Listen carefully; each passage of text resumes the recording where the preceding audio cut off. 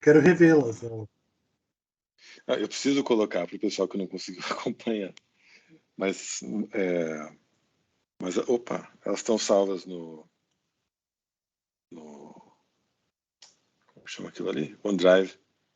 Eu já coloco, sim. Beleza.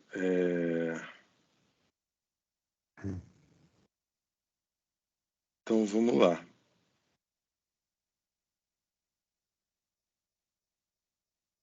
Deixa eu só abrir aqui o currículo do Luiz. Então, queria dar as boas-vindas, né, ao Luiz Marie Ndomo Edoá, que é mestrando em comunicação aqui na Metodista. Queria agradecer muito a gentileza dele em participar aqui desse momento com a gente, disponibilizar o tempo dele, principalmente porque ele está em processo de finalização do mestrado, que é bastante puxadinho, né, bem corrido. O Luiz também é jornalista, né, formado pela Faculdade Paulos de Comunicação, a FAPCOM. Eu falei que ele é mestrando no programa, mas ele é orientado da Silene. E ele é graduado também em Filosofia e em Teologia pela Faculdade São Bento, em São Paulo, em Filosofia pelo Centro São Agostinho, no Senegal.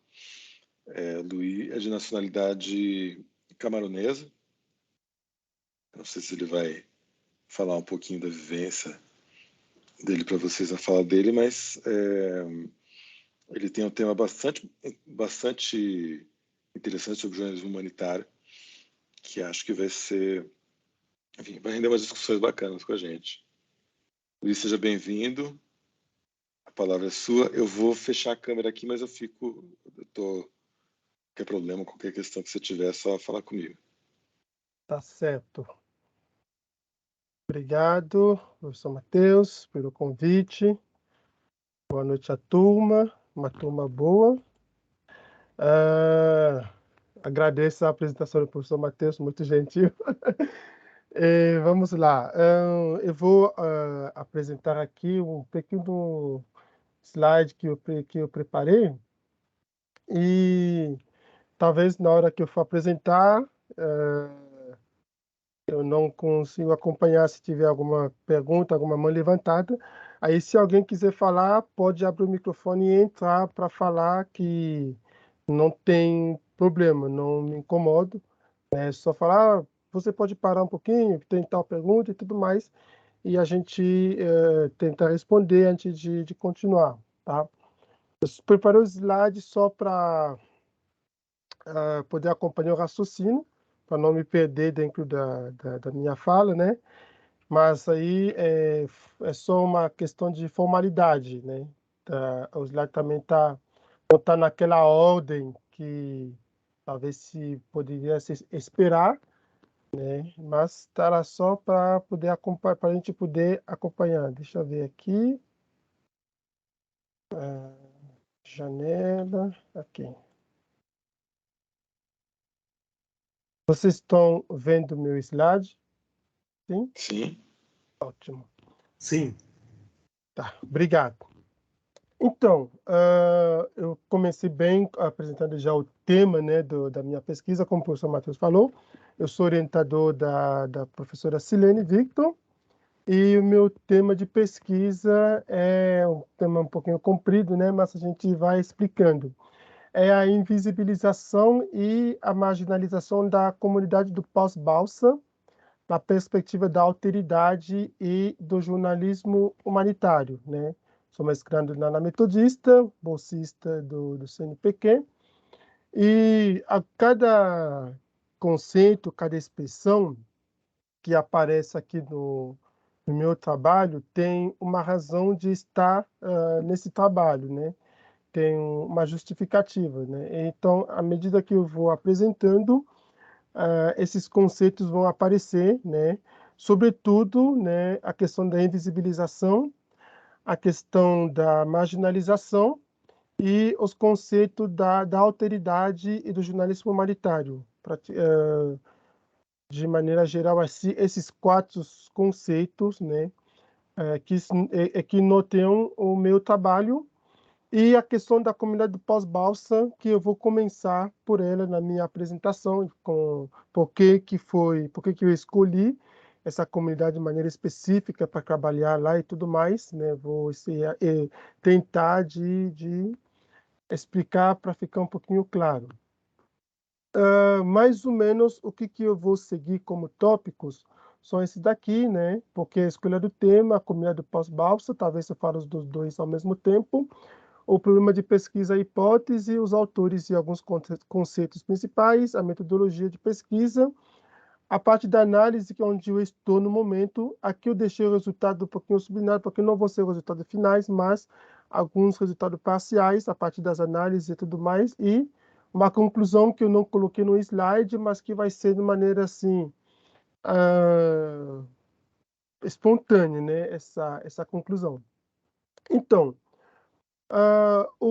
a minha pesquisa, né, de mestrado quer investigar a possibilidade de construir uma ponte entre a ética da alteridade, né, como uma prática ou uma expressão de uma sabedoria prática, né, da vida, e os conceitos do jornalismo humanitário na luta da comunidade do pós-balsa, né?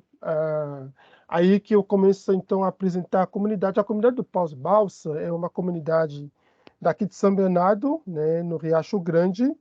O nome pós-balsa é porque a comunidade em si encontra depois da balsa, justamente da balsa. Muitas pessoas até que moram em São Bernardo não sabem disso, mas na região do Riacho Grande temos duas balsas e uma terceira quando nós chegamos já em São Paulo, na região de Parelheiros, né? Tem uma primeira balsa que chama a balsa João Basso, tem uma segunda balsa que é um pouquinho menor e tem uma terceira balsa, já estamos em São Paulo, na região de Parelheiros, aqui na Mata Atlântica. Então, quando eu cheguei no Brasil, como o professor falou que eu sou camaronês, né? Então, eu estou no Brasil desde 2012, né? Faz praticamente 10 anos. E quando eu cheguei no Brasil, eu trabalhei, eu estive presente, eu estive envolvido com a comunidade do Pós-Balsa, a comunidade do Riacho Grande, que tem 5 bairros, né? O bairro Tatetos, o bairro Taquacetuba, o bairro Santa Cruz, que é um núcleo, o bairro Capivari e o bairro Curucutu. No bairro Curucutu nós temos índios lá, que moram lá. Muita gente não sabe que tem índios em São Bernardo, mas temos duas comunidades indígenas no Riacho Grande. E eu estive envolvido com essa comunidade, uma comunidade, eu não uso a expressão carente, mas eu prefiro usar a expressão carenciada, né? Porque ela não é uma comunidade que vive numa situação que ela não escolheu viver nessa situação, né? O poder público e as condições da vida levaram muita gente a viver nessas condições. Uma parte dessa comunidade do pós-balsa foi constituída de nordestinos que vieram para trabalhar na construção da rodovia Anchieta, né? Que é a rodovia que passa aqui em São Bernardo, uma das principais para ligar São Paulo com o litoral, né? Então, muitos deles vieram na construção dessa rodovia e eles moravam numa outra periferia, que chama o bairro DR, que é aqui em São Bernardo também. Quando você passa, quem já passou por Anchieta, indo para o litoral, antes de chegar na Volkswagen, no quilômetro, acho que é 18, se você olhar, descendo para o litoral, se você olhar à sua esquerda, você vai ver uma comunidade muito grande lá, no quilômetro 18, por aí, 18 a 20, né, mais ou menos. Aquela comunidade que está próxima da rodovia é a comunidade do DR, né? Então, essas pessoas se instalaram lá para trabalhar como mão de obra na construção da rodovia. Depois que foi construída a rodovia, elas foram tiradas de lá e não tinha para onde ir. Então, a prefeitura mandou todos eles para a região do Pós-Balsa. sem condição mínima de uma vida digna, porque não tinha saneamento básico, até hoje não tem, não tinha escola, não tinha hospital, faltavam muitas coisas, né? Mas as pessoas foram jogadas para lá simplesmente para tirarem elas, né, do centro da cidade, onde eu uso o conceito da invisibilização, porque elas foram invisibilizadas, né? A prefeitura, né, não deixou que essas pessoas sejam, não quis que as pessoas sejam vistas no centro da cidade, sobretudo que essa comunidade DR, ela fica bem no centro de São Bernardo do Campo. E mandado para lá, elas foram afastadas dos mínimos direitos que eles poderiam ter, direitos básicos de uma vida digna, onde o conceito de marginalização. Por quê? Lá onde elas foram levadas, não foi preparado para elas poderem ir para lá, e até hoje não tem essa preparação. E faz que muita gente que mora naquela comunidade sofre um preconceito que seja dos próprios habitantes de São Bernardo, como das autoridades e tudo mais. Para vocês terem uma ideia, que eu termino a apresentação da comunidade polar, muita gente que mora no Pós-Balsa, quando coloca o endereço deles, por exemplo, no currículo e tudo mais, eles colocam o endereço de algum parente que mora em São Bernardo, do lado de cá, né, da balsa, do lado de cá da balsa. Por quê? Se você colocar o endereço do Pós-Balsa, antigamente, hoje é um pouquinho menor, mas antigamente era muito frequente que você não ia conseguir emprego, porque a maioria das empresas pensavam que mora no Pós-Balsa é marginal, é bandido, é isso, aquilo, e depois sempre vai chegar atrasado no serviço. Então, não conseguiam emprego por causa disso. Além do sofrimento que eles passam, né? Eu conheço umas pessoas lá, estudantes de algumas faculdades de São Bernardo e de São Paulo, que saem de casa de manhã, 3 horas da manhã, e chegam em casa 11 horas da noite, meia-noite, quando chegam cedo, né? Então, praticamente vivem dentro do ônibus e a casa é o lugar de passagem para tomar banho, trocar de roupa e voltar na estrada, porque a vida é assim, as condições de vida que elas têm são assim. Então, onde esses dois conceitos, né, a invisibilização e a marginalização dessa comunidade. Então, eu quero no meu trabalho mostrar que o conceito da alteridade e o jornalismo humanitário podem ajudar a combater essa invisibilização e essa marginalização. Então, literalmente e tecnicamente é um pouquinho isso que eu quero fazer, que eu estou fazendo nessa pesquisa. Então, o objeto da pesquisa, então, é a invisibilização, praticamente repete o título, porque eu não quis mudar o título do meu trabalho, quis que o objeto da pesquisa esteja escancarado já, né, no título do trabalho, né? Então, o objeto da pesquisa é a invisibilização e a marginação da comunidade do Pós-Balsa, Riacho Grande, em São Bernardo do Campo, na perspectiva da alteridade, em Emmanuel Levinas e do jornalismo humanitário.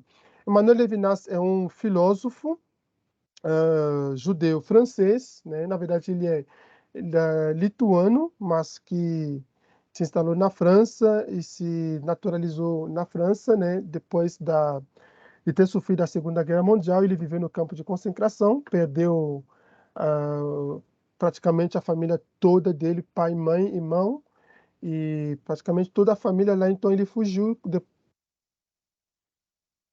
ele se mudou para a França.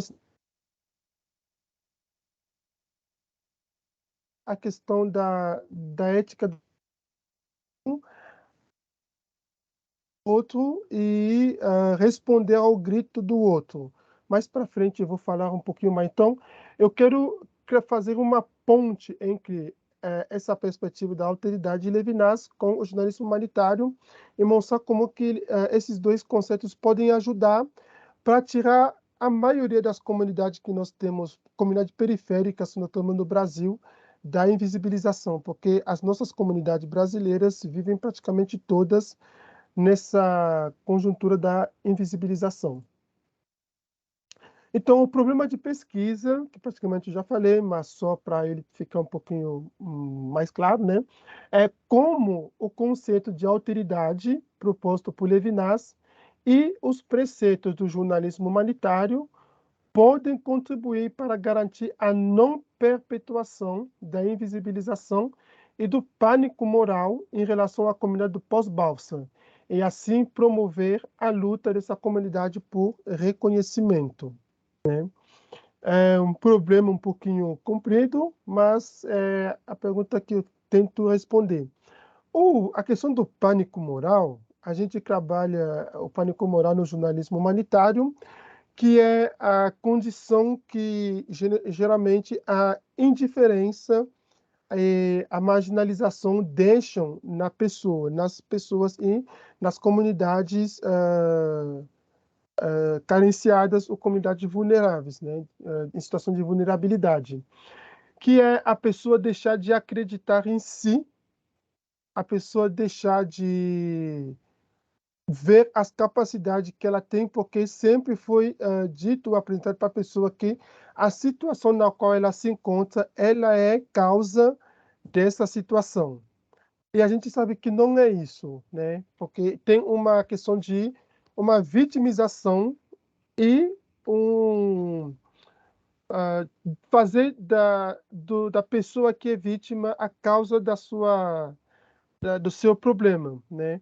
Fazer a pessoa se sentir vítima, se sentir culpável, né, da sua situação, né? Ela deixa de ser uma vítima e ela passa a ser vista como sendo a causa dessa situação.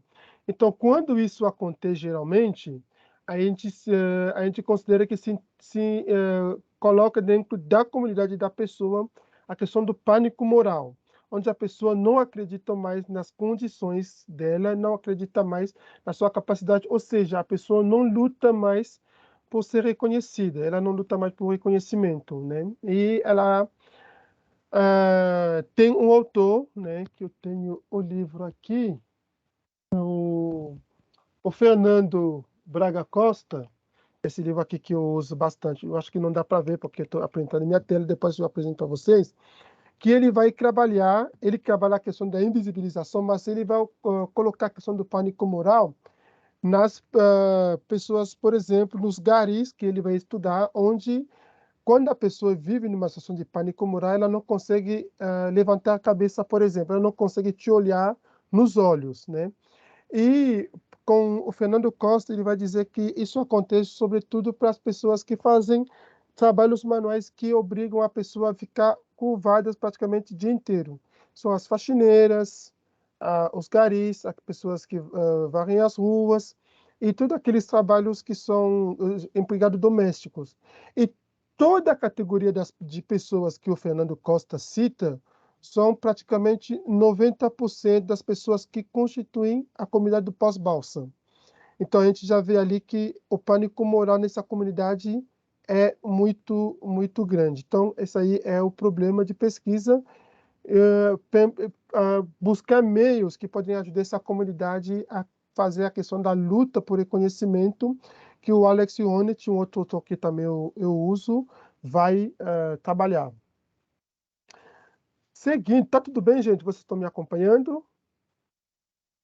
Sim? Sim, estou amando o tema. Tá, obrigado. Então, quais são as hipóteses que eu tento trazer, né? Tem uma hipótese central, que é a primeira, e tem duas hipóteses que estão linkadas à primeira hipótese.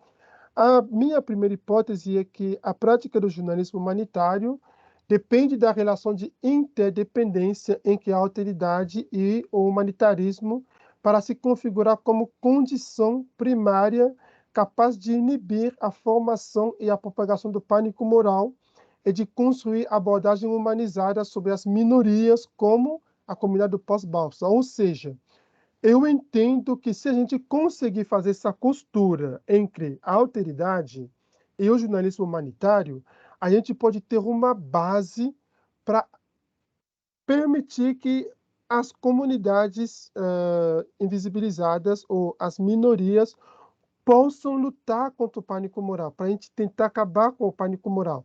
Eu entendo que a imprensa pode fazer esse trabalho, pode ajudar nessa tarefa. E o jornalismo humanitário, eu entendo aí que ele é o caminho que a gente pode pegar, que a gente pode seguir para poder fazer isso. Então, na parte dessa hipótese, como eu falei, desenvolvo duas outras hipóteses, que é incluir na pauta da imprensa o tratamento de assuntos sobre vulnerabilidade, injustiça, desigualdade, invisibilização, tendo a alteridade como referência, ou seja, a partir do ponto de vista dos invisibilizados. Não que a imprensa não trata esses assuntos, a imprensa trata, mas a imprensa do ponto de vista do invisibilizador, ou seja, quando fala, por exemplo, da comunidade do pós-balsa, mais para frente eu vou falar um pouquinho da análise que eu fiz. Quando fala da comunidade do pós-balsa, sempre se ouve a prefeitura, o Ministério Público, a Procuradoria-Geral e tudo mais, mas nunca se ouve as pessoas do pós-balsa. Enquanto isso continuar, a comunidade continuará sendo invisibilizada. Precisa ouvir, né, essas pessoas, para elas falarem como que elas se sentem, né?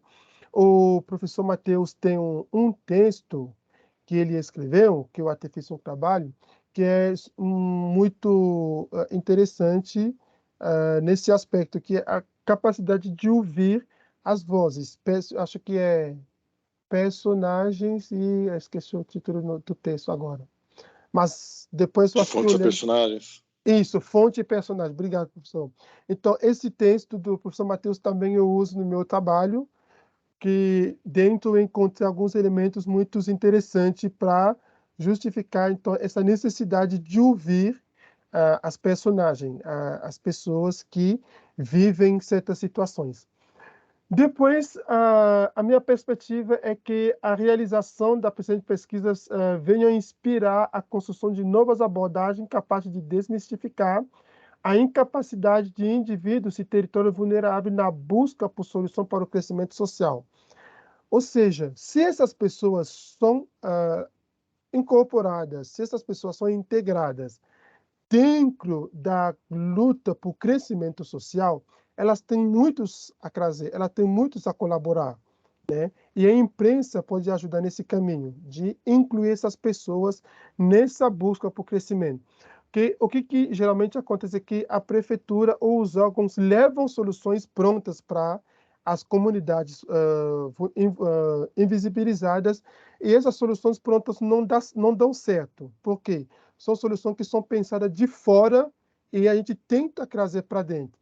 As soluções precisam ser pensadas de dentro para poder resolver a coisa. Então, isso aqui é a outra perspectiva que eu tenho, que é permitir que essas pessoas possam colaborar nessa construção. Então, precisa ter novas abordagens a partir da imprensa para a gente poder fazer, então, esse caminho. Secundárias que apoiam ou dão sustento à hipótese principal. Os objetivos da minha pesquisa, né, que é o objetivo geral, que está aqui, um pouquinho maior, é investigar a possibilidade de estabelecer conexões entre a ética da alteridade, enquanto expressão de sabedoria e prática de vida, e os preceitos do jornalismo humanitário para a promoção da luta por reconhecimento da comunidade do pós-balsa. Aqui temos algum desenho do pós-balsa, tem a escada do Taquá. Essa foto eu tirei para fazer para apresentar uma dicotomia, né, de como que é o dia a dia, como que é quando é a campanha eleitoral. A escada do Taquá é uma escada de terra, que eu acho certo, não precisa colocar asfalto, porque é região de preservação de manancial, mas próxima da época de campanha e tudo mais, a prefeitura manda os tratores e caminhões arrumar a estrada. Mas se você passar lá na época de chuva, a partir do mês de outubro para cá, a estrada é praticamente impraticável. Você não consegue passar de carro, porque é esburacada, joga pedra, e sabe que pedras não ajudam o carro a passar e tudo mais. Aqui foi na fazenda de alguém lá, se eu não me engano, e essa foto não é bem lá no Pós-Balsa, essa foto foi tirada em outro lugar, mas é uma comunidade que tem condições similares ou análogas à comunidade do Pós-Balsa. Então, aqui a gente tem as hipóteses secundárias, os objetivos específicos, né? O primeiro é investigar as contribuições do conceito de alteridade para o desenvolvimento da prática do jornalismo humanitário. E aqui eu introduzi um novo conceito, né, que é o jornalismo humanitário inclusivo, né, que é um novo caminho do jornalismo que eu estou explorando. Tenho uma colega, que até então só tenho uma colega que está trabalhando essa questão, mas ela acabou com outro viés. Ela está fazendo doutorado também na Metodista, a Renata. Ela acaba na questão do jornalismo humanitário inclusivo também, mas com os PCDs, e eu trabalho o jornalismo humanitário inclusivo com as minorias, com as diversidades, né? A gente faz um trabalho aí para complementar, a gente é do mesmo grupo de pesquisa, então as pesquisas vão se complementando aí. Depois, ficar como alteridade na acepção de Levinas pode resgatar a perspectiva do humanitarismo em detrimento do pânico moral, na representação. Sim, desculpa te interromper, por algum motivo caiu a tua apresentação. Se puder compartilhar de novo. Ah, tá. Eu apresento de novo. Vou deixar.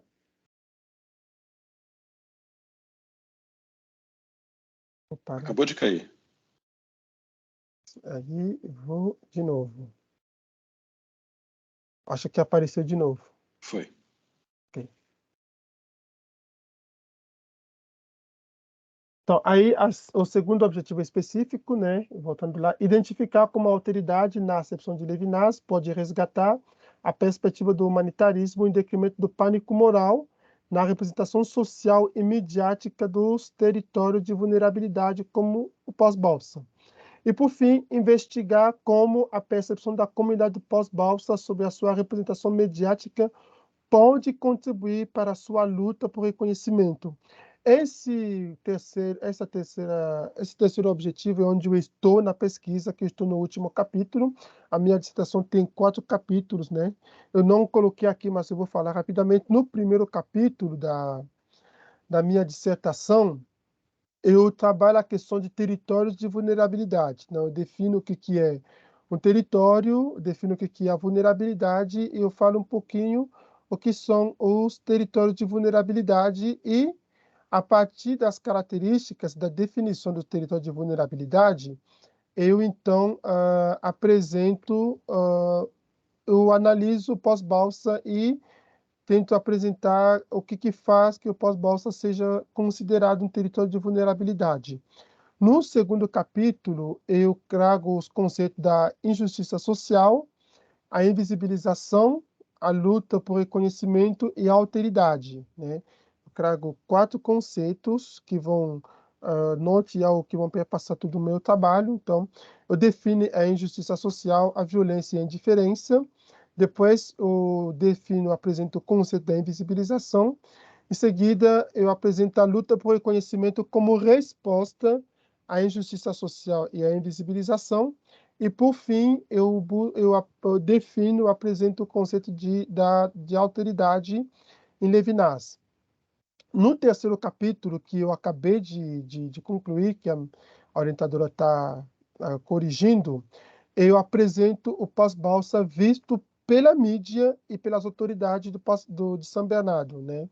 Primeiro, eu defini o jornalismo humanitário na cobertura que envolve a questão de dignidade humana, né?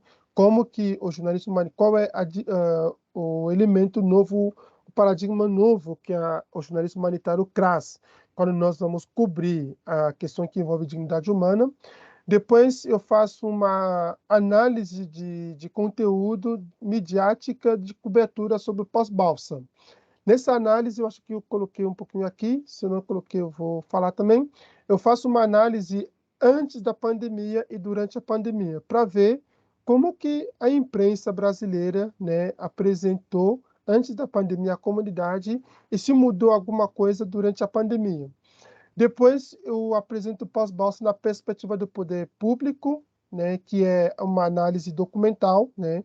Eu analiso praticamente o Diário Oficial da Prefeitura de São Bernardo no ano de 2020 e 2021, para ver como que o pós-Balsa apareceu no Diário Oficial, se teve alguma lei ou algum decreto da prefeitura, alguma coisa da prefeitura que tocou, que buscou melhorar as condições de vida do pós-balsa.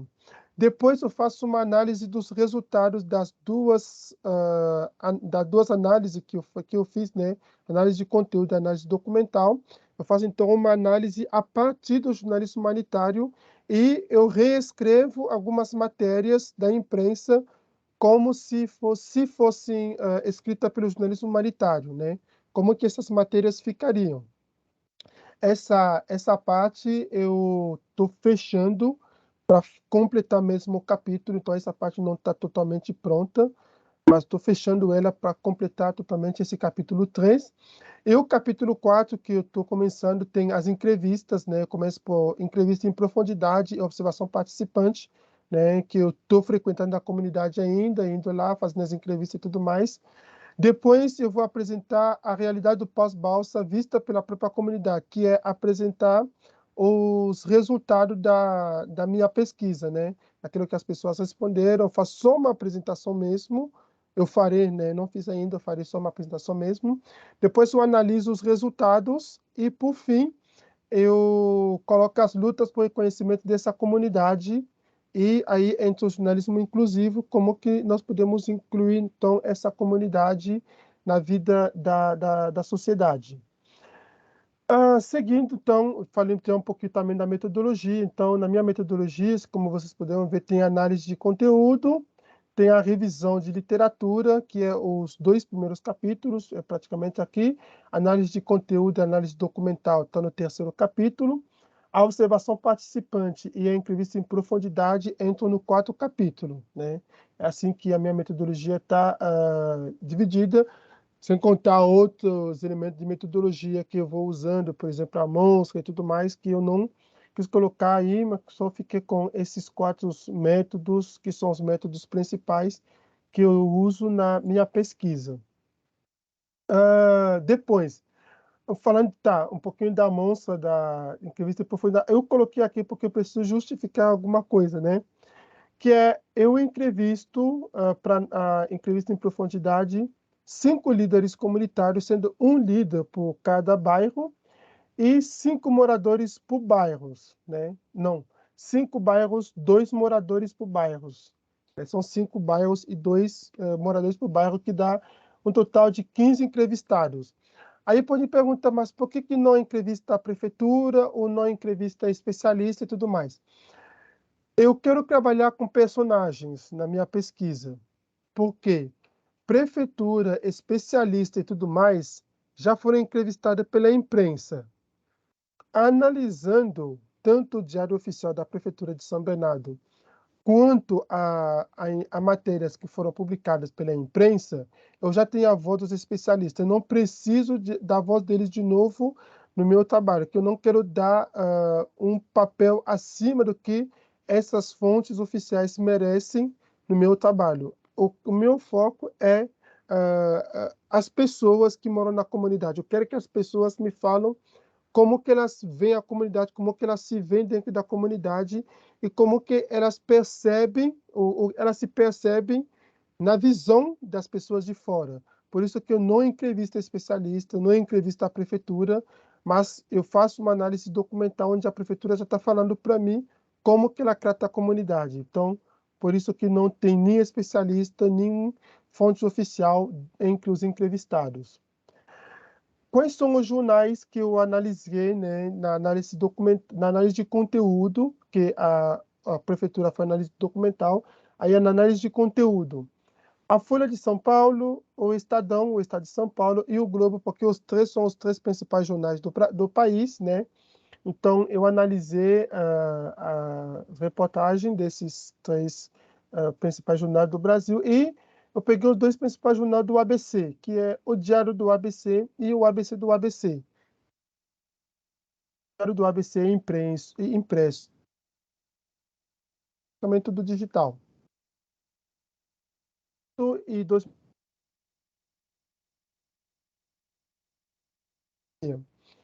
E aquilo que eu posso, pegando bem assim, resumido bem assim, é que a análise de conteúdo me mostrou que as pessoas, populações ou os moradores dessa comunidade não são considerados, não são ouvidos, né? A maioria das matérias que são publicadas por esses jornais é mostrar que a comunidade que mora no Pós-Balsa é marginal, são invasores, não cuidam do meio ambiente, só reclamam da balsa, enquanto a prefeitura faz de tudo para eles terem a balsa para poder atravessar. Então, é nessa linha, né? Estou pegando aqui bem por cima mesmo aquilo que a análise de conteúdo me apresentou. São poucas matérias e no total foram 32 matérias que citavam o Pós-Balsa. Dessas 32 matérias, deixa eu abrir aqui, que eu tenho aqui os números aqui. Tá aqui. 32 matérias que citam os Pós-Balsa, e dessas 32 matérias, tem 22 que foram relevantes, né? Praticamente 50% de todas as matérias que foram relevantes, porque as outras matérias cita coisas assim, Riacho Grande, porque a pessoa morava no Riacho Grande, não sem muita relevância para a minha pesquisa. Então, eu analisei assim 22 matérias dessas 32, não, mais de que 50% na verdade, uns 60. E dessas 22 matérias, a população foi ouvida só uma vez.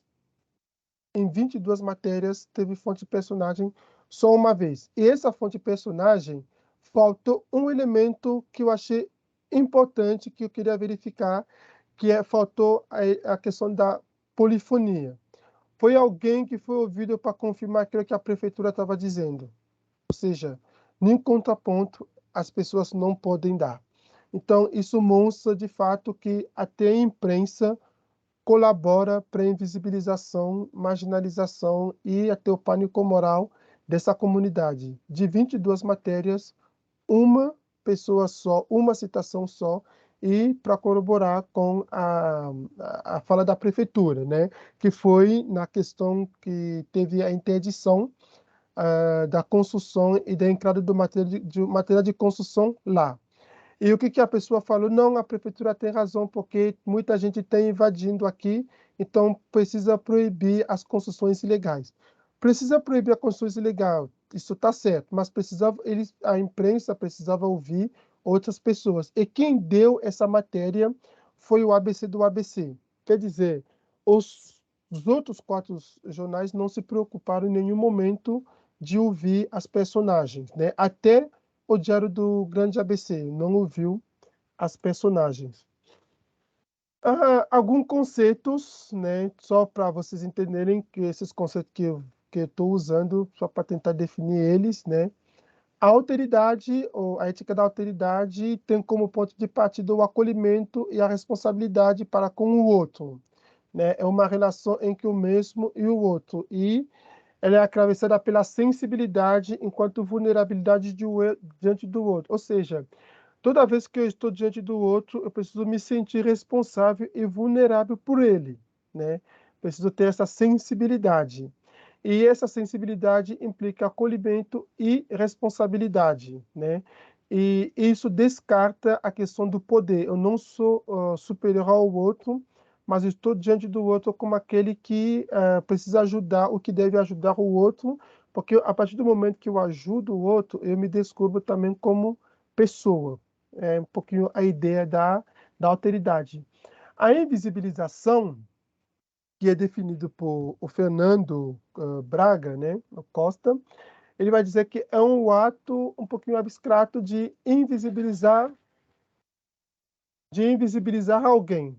Ou seja, não é no sentido de...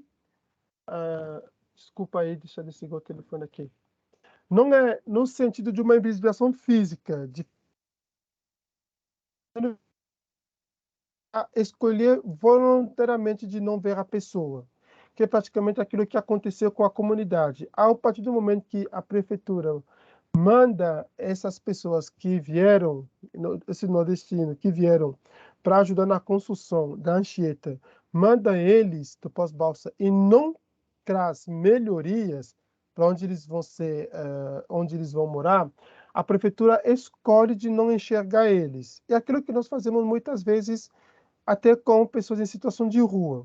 Quando eu passo por alguém em situação de rua, eu decido não olhar para ela, eu estou invisibilizando essa pessoa, porque eu escolho deliberadamente de não enxergar essa pessoa.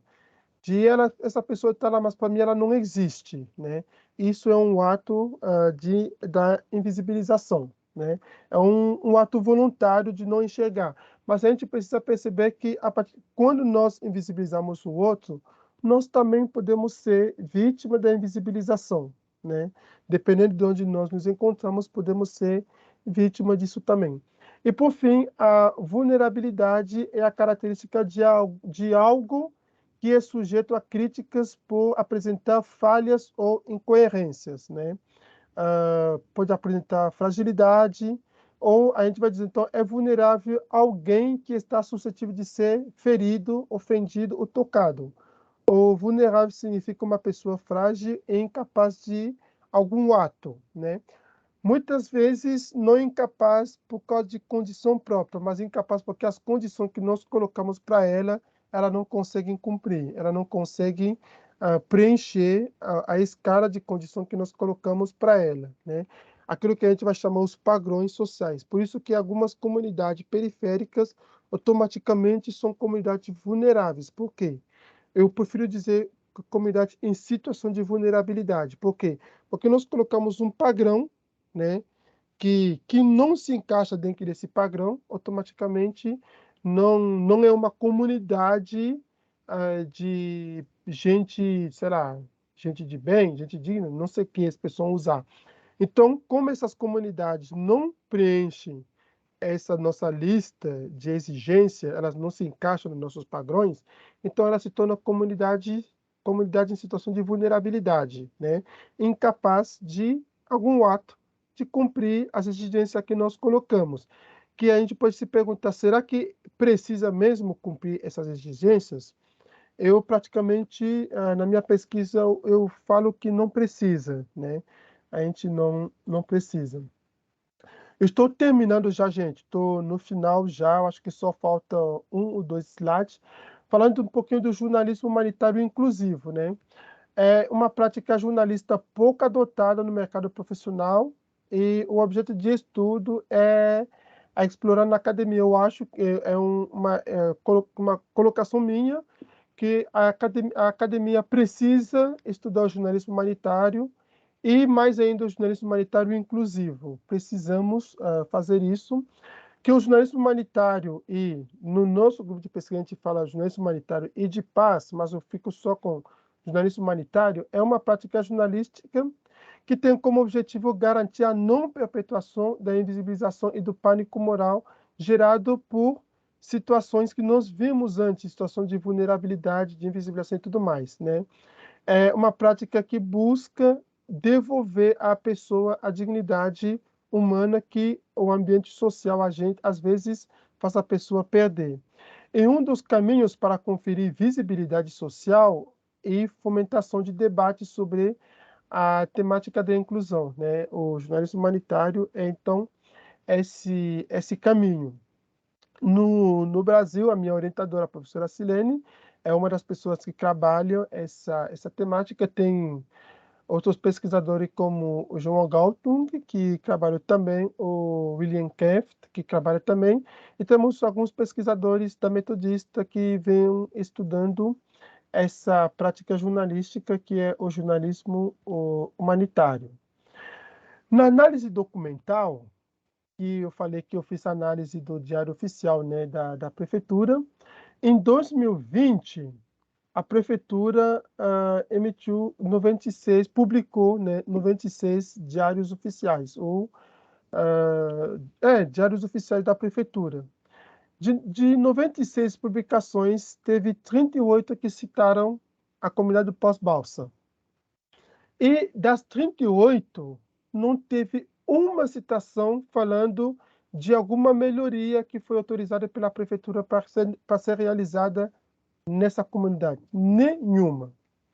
tem melhorias no sangue de São Bernardo, que aparece no Diário Oficial, tem melhorias em algumas outras comunidades, mas em 2020, nenhuma melhoria no pós-balsa.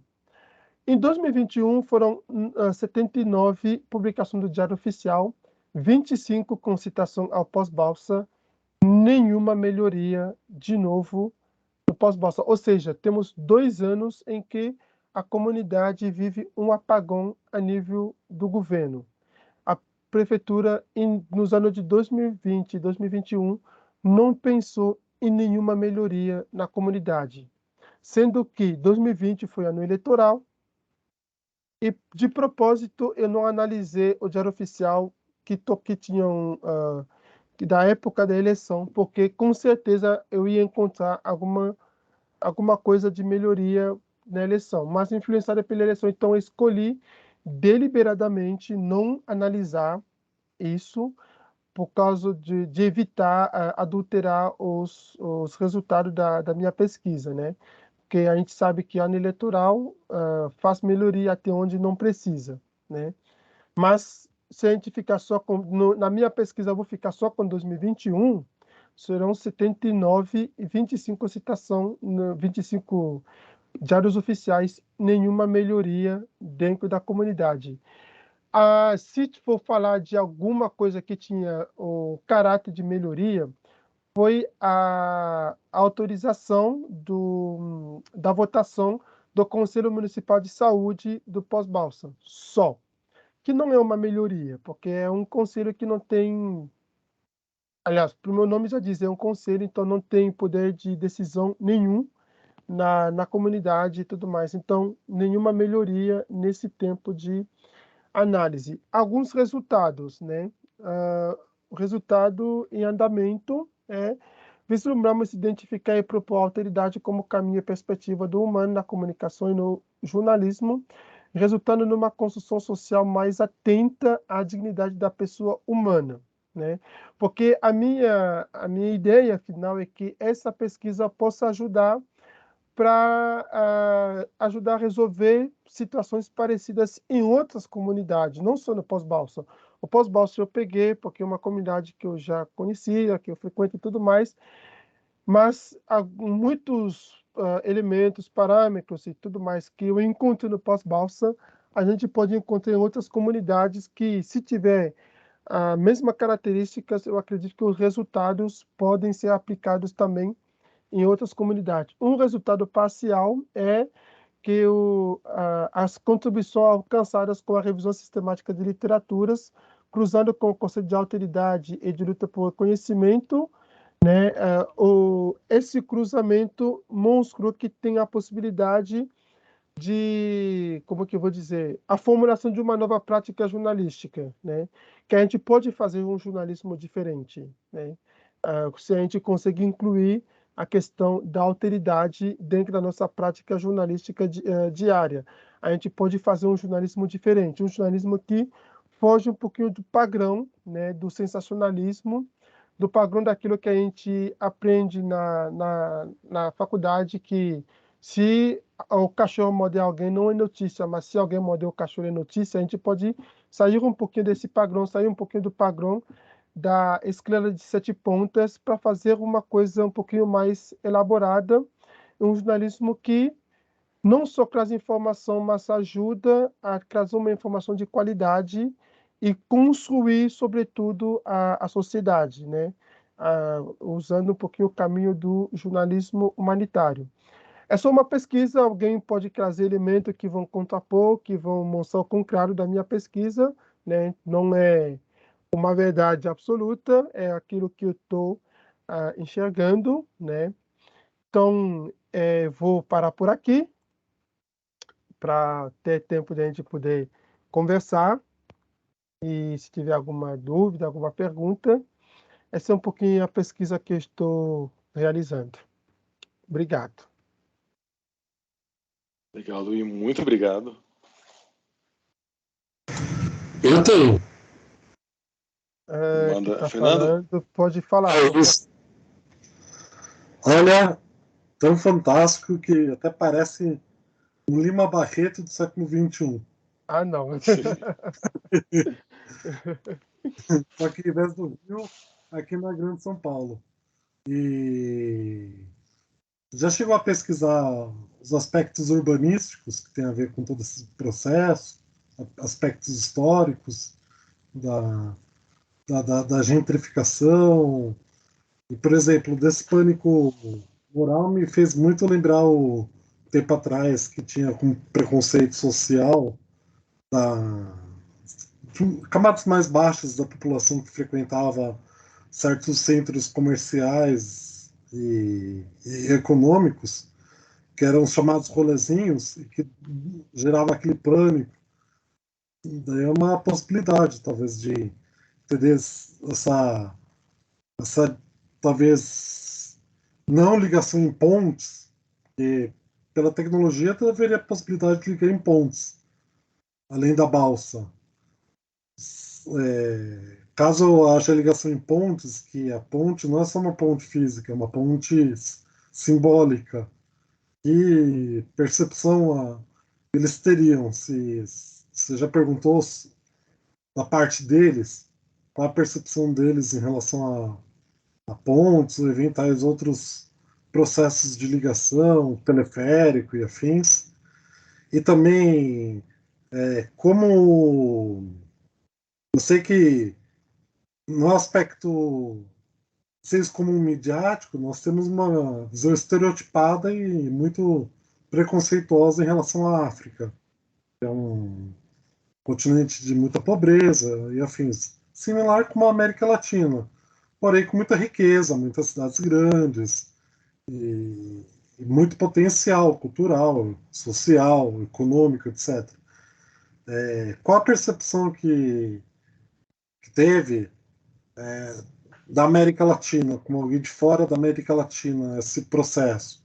Se há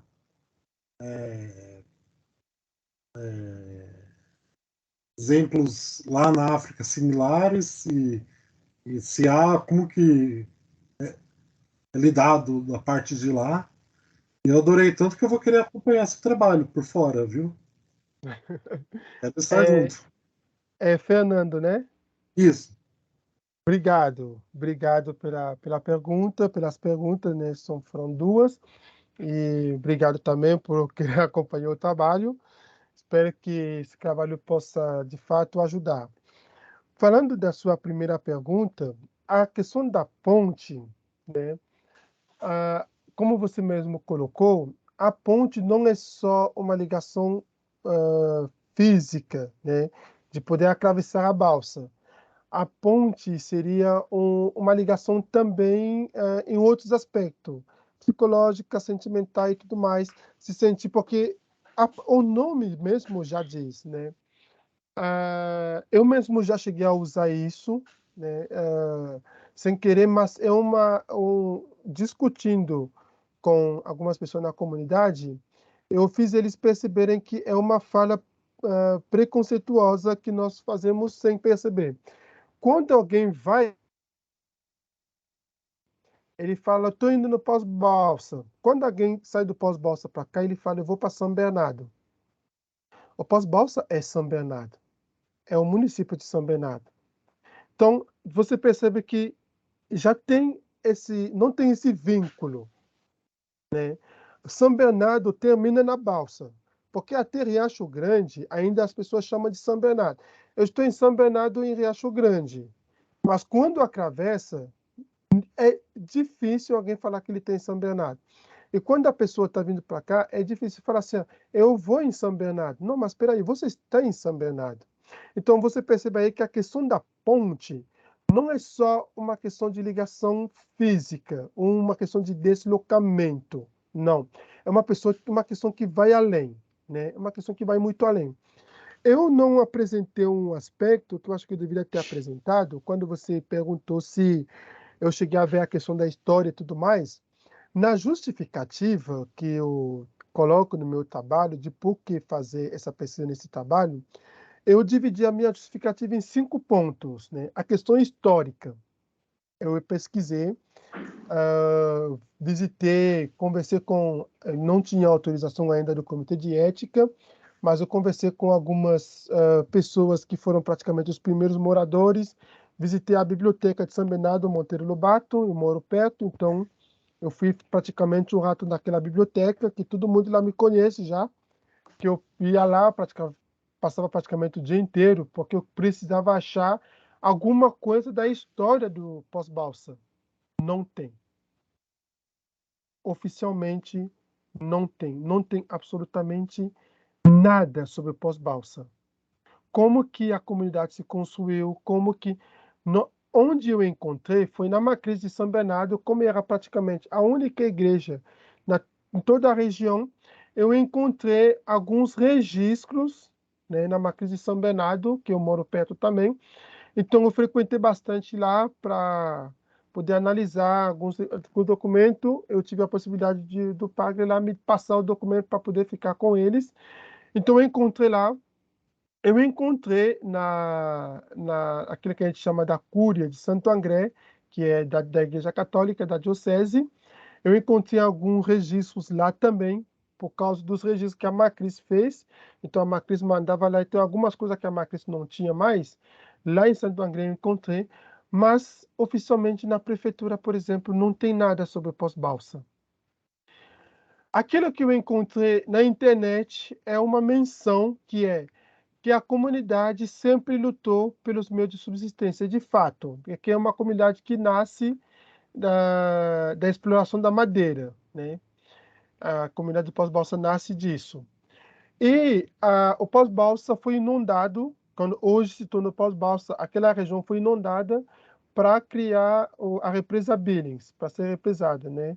Ela foi inundada para criar a represa Billings, e as pessoas que moravam próximo do rio, porque tem um rio que passa lá, as pessoas que moravam perto desse riacho, elas foram empurradas mais para trás, onde tinha a região de montanhas. Ou seja, a própria criação do local já afastou as pessoas da cidade de São Bernardo.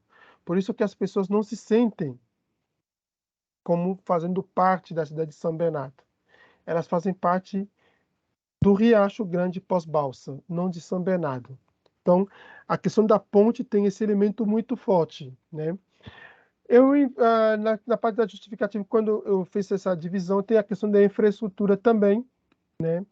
Tem a questão das pessoas. A comunidade do Pós-Balsa é constituída essencialmente por pessoas negras, pretos ou pardos, pessoas pobres, a maioria, mais de 95%, nordestinos ou filhos de nordestinos que vieram para cá, né, como migrantes, e é praticamente essa camada da sociedade no Brasil que é a camada da sociedade marginalizada. Eles que nós encontramos no pós-balsa. Depois, algumas dificuldades, né, na parte da justificativa, não para tentar responder essa sua primeira pergunta, né, são pessoas que a gente encontra com condições de vidas precárias, busca de um pedaço de terra, e a gente sabe qual que é o valor da moradia. Porque moradia não é só um espaço onde você vai dormir, moradia é uma questão de identidade. É um lugar, porque quando a gente fala de casa, a casa não é só um lugar onde a gente dorme, não é só um prédio. Quando você fala, eu tenho a minha casa, você tem um local que é um local onde você se identifica, um local onde você se encontra com familiares. Então, as pessoas de lá sempre lutaram por moradia.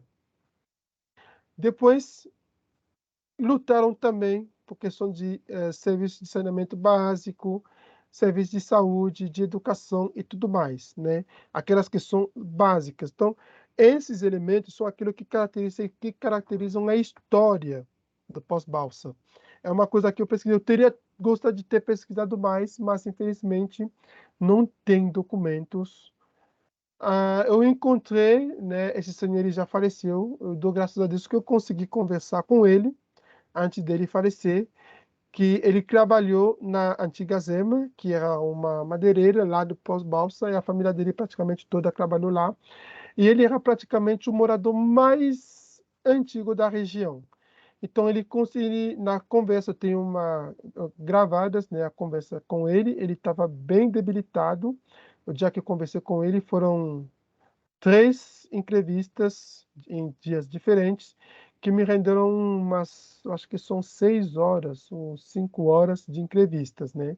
Ele contando da história do pós-balsa, contando um pouquinho e tudo mais, como que foi e tudo mais. Então, ele que foi a fonte, assim, posso dizer, o documento que eu tive para fazer essa análise, esse senhor. A segunda pergunta, a questão da percepção da América Latina. Aquilo que eu percebi um pouquinho, tanto da academia quanto da vida social, é que eu vou usar uma expressão que a gente usa, que muita gente já usou, né? Eu vou emprestar deles, né? Que a gente ainda sofre um pouquinho da questão da síndrome de vira-lata, né? Na América Latina, não só na América Latina, na África também acontece, né?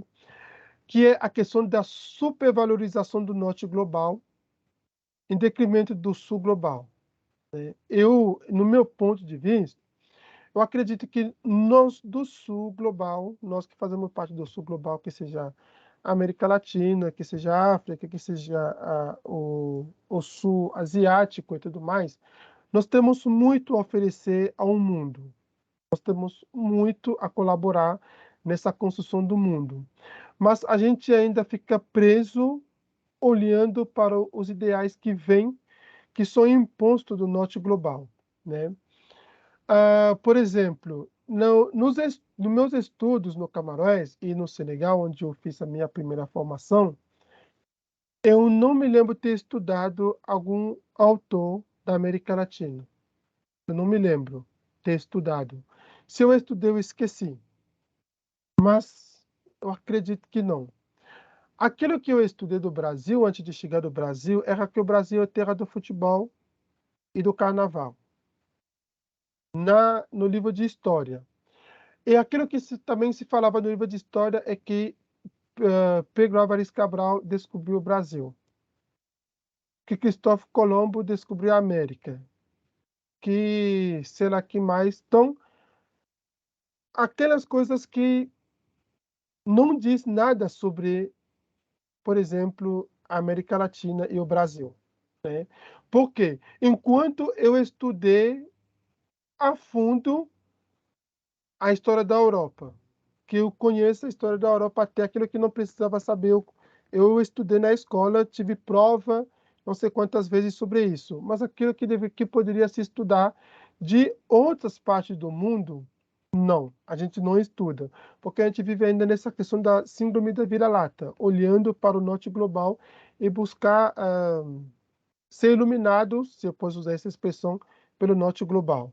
Eu acho que a gente precisa valorizar um pouquinho mais o sul global, que eu acho que nós temos muito a colaborar na construção do mundo. Nós temos muita coisa a colaborar.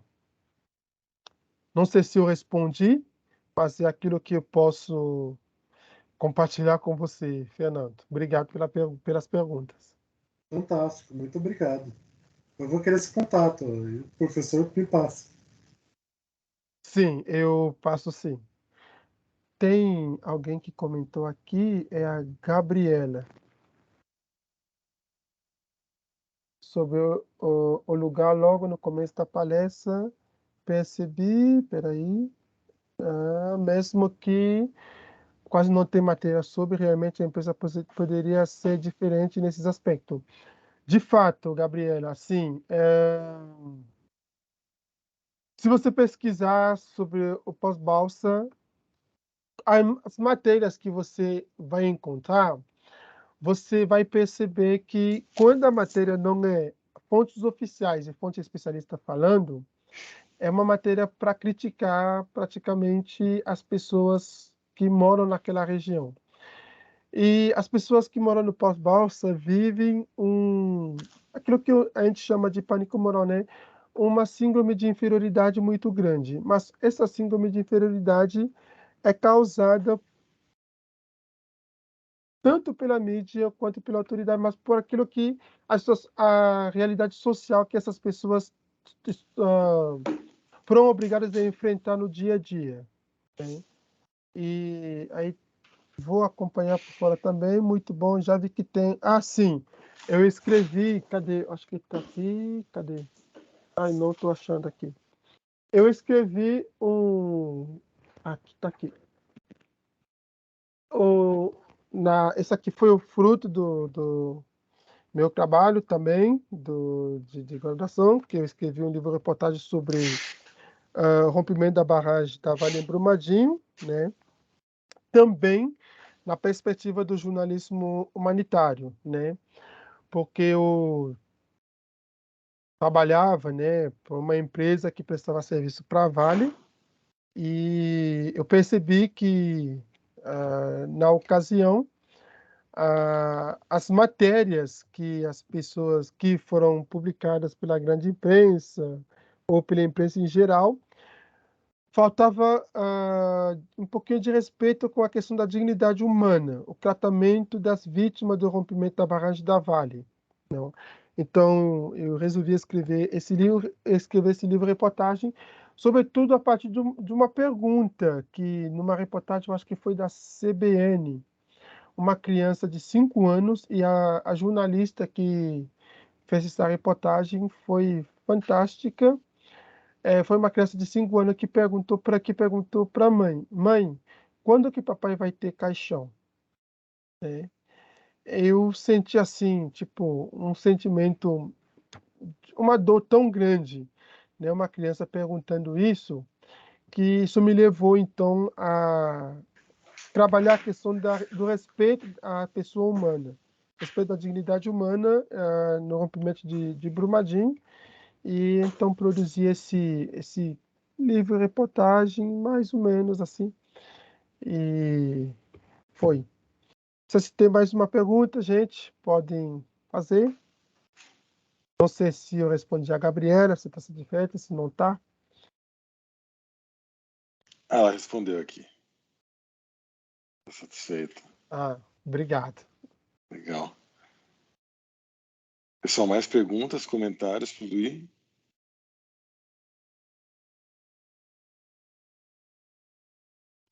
Eu fico feliz, Luiz, de ver que aquela discussão toda sobre fontes oficiais e não oficiais te cativou, assim.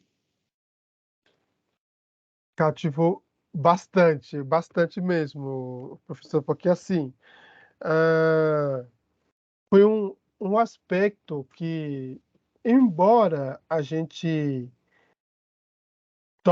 fala no jornalismo humanitário, mas assim, não entra tanto a fundo, porque o foco no jornalismo humanitário é mais da questão do respeito à dignidade humana e tudo mais, né? Embora a gente trabalhe um pouquinho mais, mas eu achei super importante trazer esse aspecto dentro do meu trabalho, que é um aspecto que me chamou bastante atenção, né? A questão do trabalho das fontes, a questão da polifonia, da polissemia também, né? Com os estudos bakhtinianos, que eu trouxe também dentro da minha dissertação, fazendo esse cruzamento e trazendo elementos que eu achei assim interessante.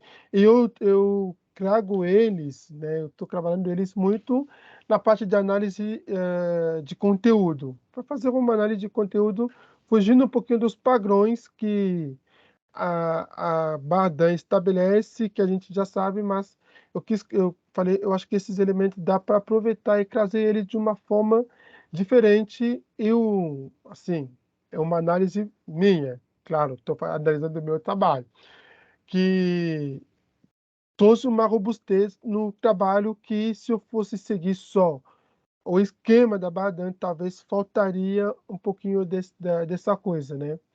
Então, essa parte da discussão sobre fontes me ajudou muito. Eu acho que vai trazer um peso diferente no meu trabalho que eu tinha pensado no início. Legal. Só posso ficar feliz. Que bacana. Que mais, pessoal? Perguntas para o Luiz, comentários?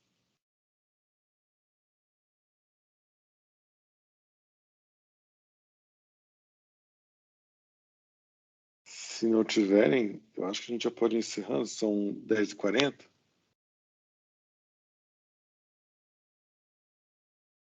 Tudo bem, Luiz? Tudo bem, tudo tranquilo. Podemos encerrar. Agradeço aí a oportunidade de poder compartilhar a minha pesquisa, o meu trabalho. E estamos aí à disposição. Se precisar, dúvida e tudo mais, eu fico à disposição. O Gabriel te mandou Igual, parabéns aqui de novo. fala que é o seu e-mail. Ah, tá. E vou colocar aqui no chat, pode ser? Isso. Cadê o chat?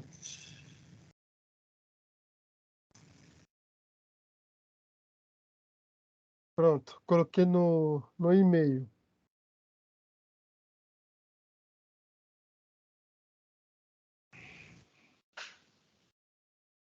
Legal. Só para quem. É que depois o pessoal que for assistir a gravação não vai ter acesso ao chat, né? É Luiz, L-O-U-I-S, N-E-L-M-A 40, @gmail.com. Como? Não estava É, soletrando aqui teu e-mail. Luí? tem o Fernando que está falando. É Uhum. Luiz, L-O-U-I-S, Ele, N-E-L-M-A 40, @gmail.com. O-U-I-S. N de navio, E de escola, L de livro, M de mamãe, A de advogado. 40, @gmail.com. Luiz Neuma 40? Isso. Certo, peguei aqui. Legal. Maravilha. Isso é Luiz, muito bem o obrigado tipo novamente. de jornalismo que eu adoro com